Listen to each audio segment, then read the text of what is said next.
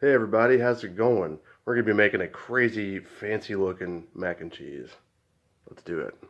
Melt a tablespoon of butter, and once it's fully melted, we're going to add in a tablespoon of flour. We're making a roux. Throw it in there. Now when you're cooking flour like this, cook it for about 2 to 3 minutes, alright? You don't want to undercook it. It'll make everything gluey and all you'll taste is only is flour. It's going to get real thick looking, but you got to trust the process. Go ahead and add in our cup of milk.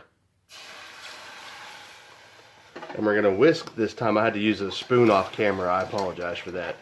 But you want to stir this in and get everything fully incorporated. And then once the milk mixture here starts to thicken, and I'll show you a cool trick how to tell when it starts to thicken, then we're going to add in our fancy cheeses.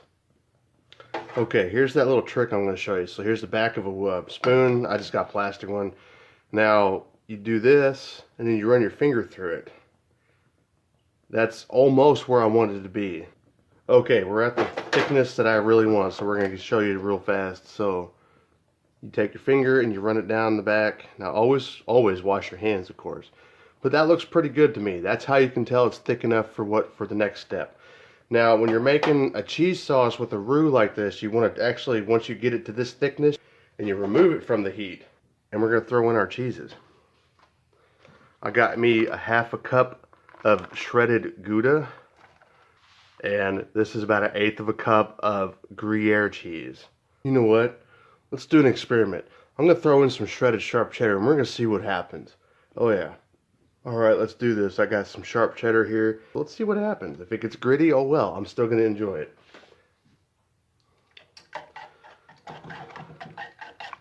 You want to stir it and whisk it and everything until it's all melted.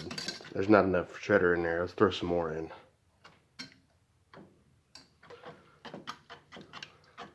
And as this sauce cools, it will naturally thicken anyway. So you want to make it runny like this. A pinch of salt. And I'm going to throw in some black pepper because I like black pepper. About a pinch of that too. So we'll call that good. And then we're going to start adding in our herbs. So I got some parsley here. I grow parsley now. So this is all dried out. I'm going to throw some of that in there. That looks good. Jalapenos. This is an entire pepper. You won't need an entire pepper. And then we whisk it again.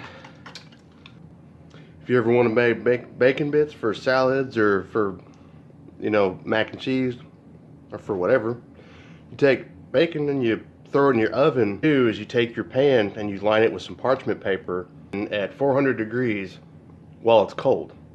Throw it in your oven while it's cold so it preheats with the bacon. I love it crunchy. I leave it in there a little bit longer. If you like it a little floppy, you don't have to leave it in as long. Cooked at 400 degrees for about 15 or 20 minutes total. And then you take it out, put it on some paper towel, let it dry a little bit or drain some of the extra grease. You put it on your cutting board and chop it up. Got homemade bacon bits, and this goes good on everything. So I got my sauce here with my parsley and my jalapenos. Now we're gonna throw in a handful of bacon. This is gonna be a crazy fancy mac and cheese. Fanciest thing I've ever made on this channel so far. But you know what? It's gonna be so worth it because we're gonna enjoy this together. Alright, I'm just heating up the cheese a little bit here. It got a little cold off the camera, so I got me the big elbow macaroni because I love elbow macaroni and so does everyone else. And this looks absolutely stunning. Alright, here we go, the moment of truth, guys. I'm going to make some for me and make some for my mom. Alright, now for the toppings. Take more of that bacon that we diced up, put that on top. Throw more cheese. We're going to put some more of that shredded sharp cheddar on top of here.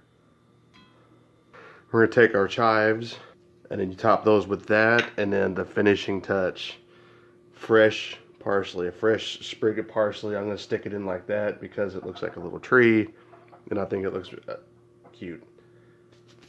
And there we have it, guys. And that's really it, guys. This looks absolutely amazing. And you know what? I'm gonna try it. I don't know if you guys like watching me try the foods. I'm gonna go ahead and do it anyway. But I already been telling you. Get a good helping here.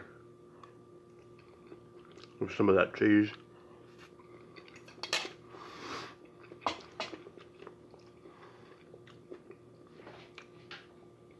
Oh my goodness. That's good. I hope you followed. This was awesome. Again, I want to thank a really good friend of mine. I hope you don't mind me saying your name this time. His name is Dylan. I really, really appreciated this one. Super fancy. And I will see you guys next time.